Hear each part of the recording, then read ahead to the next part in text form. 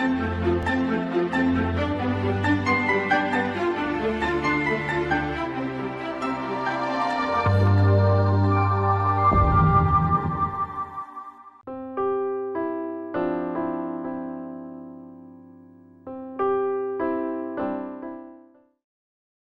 friends. I may begin this session with a beautiful phrase of the renowned Bengali poet and dramatist Sri Atul Prasad Sen. I quote, নানা ভাষা নানা মত নানা পরিধান বিবিধের মাঝে দেখো মিলন মহান. Different languages, different opinions, and different attires. Amidst all this variety, behold the greatest unity. I unquote. So, the diversity makes the society beautiful. In this session, I will try to explain the concept of diversity and why it is important to understand the concept in the context of this massive open online course titled Inclusive Practice for Diverse Society. Here, the term diversity is considered from a different aspect. Diversity refers to the presence and recognition of differences among individuals and groups within a society, whether in a classroom or workplace or community or a society at large. These differences may relate to the age, gender, language, culture, ethnicity, religion, socioeconomic background, and physical abilities, and also the learning styles and cognitive functioning, and so on. So, diversity is a fundamental characteristic of human society and enriches communities by bringing together varied perspectives, experiences, talents, and ways of understanding the world.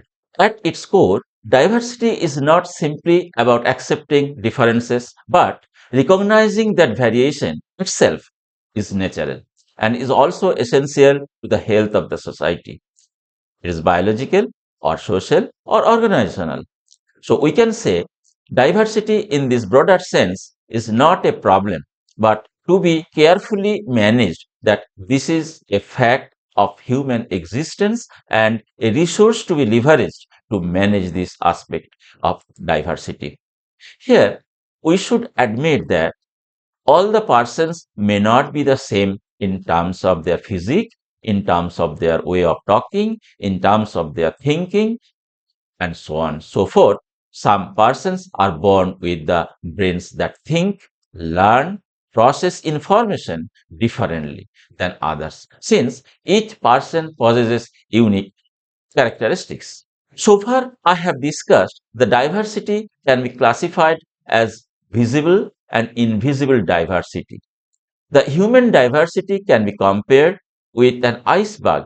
If you see the iceberg, the a significant portion can be seen above the surface layer, and the majority part rests below the surface layer. If we consider the diversity in terms of gender, age, physical ability, race, that can be visible. So, this type of diversities are visible diversity. On the other hand, the major part of the iceberg lies below the water, so that cannot be seen.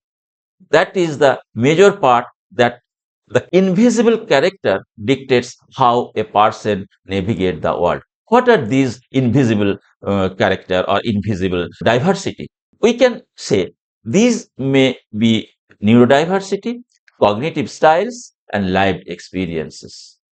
In neurodiversity, we can find the differing brain functions like ADHD, autism, dyslexia, etc. In cognitive style, we can find how a person possesses the information or solves the problem. In lived experience, we can say socioeconomic background, geographic upbringing, the chronic illness, the mental health, etc. So these are the invisible diversity which cannot be seen. So, neurodiversity is a scientific concept that arises from the brain imaging. The term neurodiversity applies the broader logic of diversity, specifically to the human brain and nervous system. It was coined by the sociologist Judy Singer in late 90s, and it asserts that neurological differences such as autism, dyslexia, dyspraxia, and other syndrome are normal variations in the human genome rather than deficits to be cured. So, the diversity exists in our society. The objective of the course is basically to create an ecosystem of inclusive practice for a diverse society. So, we have to understand the concept like diversity, inclusion, equity, and belonging because our course is based on the inclusive practices for a diverse society. How do we include all these diversity in the inclusive society? So let us see the relationship between the diversity, inclusion, equity, and belonging. In contemporary education, workplaces, and societies, the concept of diversity, inclusion, equity, and belonging are closely interconnected and form the foundation of an inclusive environment. These concepts are particularly significant in understanding neurodiversity and developing inclusive communities because we are trying to develop an inclusive environment. Let us explain the terms diversity, inclusion, equity, and belonging. Here is the table. Diversity. Diversity, it focuses the representation of differences and also it ensures varied identities and perspectives are present. It is already defined. What do you mean by diversity?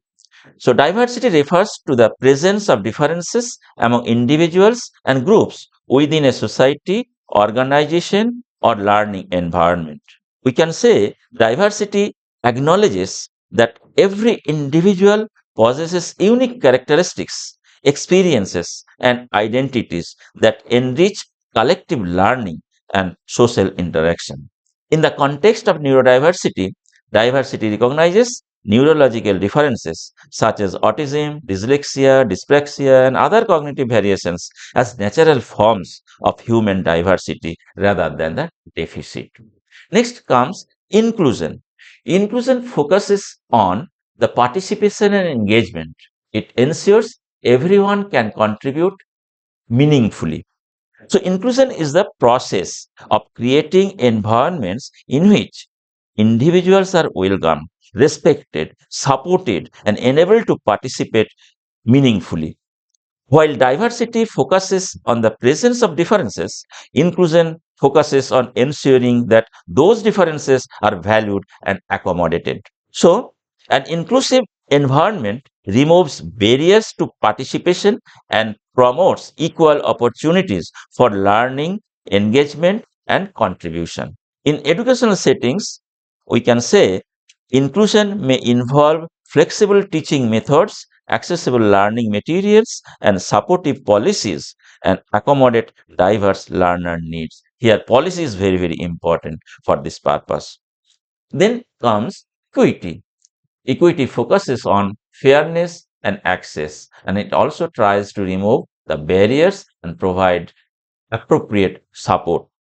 So, equity refers to fairness in access, opportunities, resources, and outcomes. Unlike equality, which provides the same resources to everyone, equity recognizes that individuals have different needs and circumstances and may require different forms of support to achieve a comparable outcome. For example, a neurodivergent learner may require assistive technologies, alternative assessment methods, or additional learning support. So, in a nutshell, equality means everyone receives the same support, whereas equity means everyone receives the support they need to thrive. The another important term is the belonging, which is very, very important in respect to our inclusive environment concept. So belonging focuses on sense of acceptance and connection. Belonging is the outcome of successful diversity, inclusion, and equity efforts. It refers to the feeling of being accepted, valued, and respected and connected with the community. In the context of the present course, that is the neurodiversity, belonging means that the neurodivergent individuals are not merely accommodated, but are genuinely accepted and appreciated for their unique strength and perspectives. So, inclusion goes beyond merely acknowledging the diversity. It involves creating environments where all individuals are valued, respected, and able to participate fully in social, educational, and professional life with a sense of belonging. So, by this time, you have come to know the concept of diversity, its types like the visible and invisible, and the factors of inclusive environment like equity, equality, belongingness. Okay, so let us recap the discussions for 10 seconds.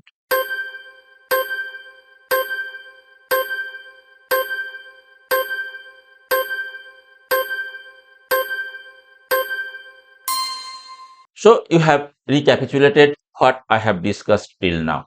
Now come back to our discussion.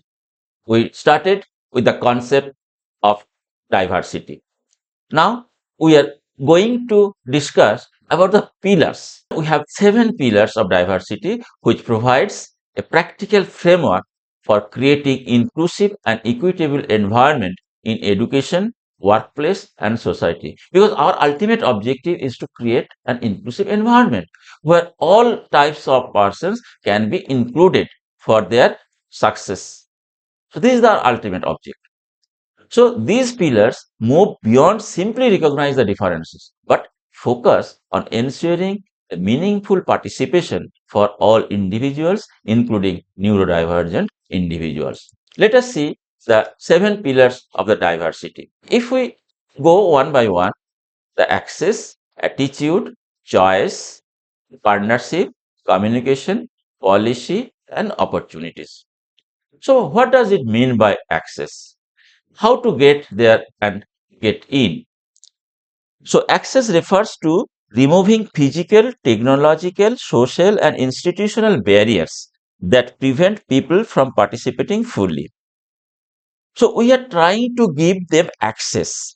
It may be physical access, it may be technological access, it may be social access, it may be institutional barriers. So we have to remove these barriers to give them access. So it ensures that everyone can enter, navigate, and use services, spaces, and opportunities. I may give some example on this. So learning materials available in multiple formats. It may be available in audio, it may be available in braille, it may be some captions may be given, some easy to read text can be provided. So accessible digital platform and website may be provided. Flexible learning environments for neurodivergent learners. So these are the examples of accessibility. The next one is the attitude. How willing you are to make it happen. So, attitude refers to the beliefs, values, and mindsets that influence how people perceive and treat others. We must have some positive attitude. So, positive attitudes foster respect, acceptance, and appreciation of differences. For example, viewing neurodiversity as a strength rather than a deficit, demonstrating empathy and openness towards different perspectives. So these are the examples. We have to change our attitude to accommodate all these types of people in our mainstream. Next comes the choice. What can you do? Choice means providing individuals with options and autonomy to make decisions about their own lives, learning, work, and participation. I may give some example on this. Offering multiple assessment method, allowing learners to choose learning pathways, providing flexible work arrangements, and supporting self advocacy and informed decision making. So, these are the examples, these are the options that can be given to the persons. Next is the partnership. Who will you work with? Partnership involve collaboration among individuals because this is the age of the collaboration. So best things can be arranged for best output. So we can create a partnership which involve the collaboration among individuals, communities, organizations, families, and stakeholders to promote the inclusion and diversity. The next comes the communication. Who will you tell? So, communication refers to sharing information in ways that are accessible, respectful, and understandable to diverse audiences. So we have to communicate what are the available resources, what are the choices, what are the accessible resources. So you have to, all these things, but you cannot communicate. So better, the one of the important pillar is the communication. You have to communicate the information to the person concerned that these are the available resources that you can avail. Next, policy, very, very important. If there is no support of policy, you cannot proceed. So policy refers to formal rules, guidelines, and procedures that support diversity, equity, and inclusion. Policies establish accountability and define responsibilities too. So both the accountability and responsibility to be decided by the policy. For example, anti-discrimination policies, equal opportunity guidelines, inclusive education policies. So all these policies can support this group of people. Next, the opportunities. What do you want to do? Opportunities refer to the availability of meaningful chances for participation, growth, learning, leadership, and employment. We can give some example on this. The opportunities: equal access to education and training, leadership opportunities for underrepresented groups, internship and employment pathways, participation in cultural, social, and recreational activities. So these are the examples of the opportunities that can be provided to the persons. Understanding these seven pillars helps educators and institutions create inclusive environment where diversity is viewed as a strength rather than a deficit. So we must admit the diversity should be there, but we have to provide the adequate resources, the available resources to be made available to them so that they can advance their knowledge, they can advance in their life. So neurodiversity intersects with all other dimensions of diversity. For example, neurodivergent individuals may also belong to different age groups, cultures, genders, or socioeconomic backgrounds. Therefore, inclusive practices should adopt an intersectional approach, acknowledging that individuals possess multiple identities that collectively influence their experiences, their opportunities, and challenges. We have discussed so many things on diversity. So, diversity is a defining feature of human society. We can't ignore this, which encompass both visible and invisible differences among individuals. Neurodiversity broadens our understanding of diversity by highlighting the natural variation in human cognition and neurological functioning. On the other hand, inclusive society or inclusive environment. And what is inclusive environment? An inclusive society values these differences, removes barriers to participation, and ensures that every individual has the opportunity to learn, grow, and contribute. This is the essence of this course. We are trying to develop an inclusive environment for the diverse society. So, understanding and embracing the neurodiversity is therefore essential for building equitable, inclusive, and socially just communities in the 21st century. Inclusive practice benefit not only neurodivergent individuals but society as a whole. Diverse perspectives foster innovation, creativity, and problem solving, while inclusive environment promote social cohesion, equity, and mutual respect. I hope you have enjoyed the lecture. Thank you.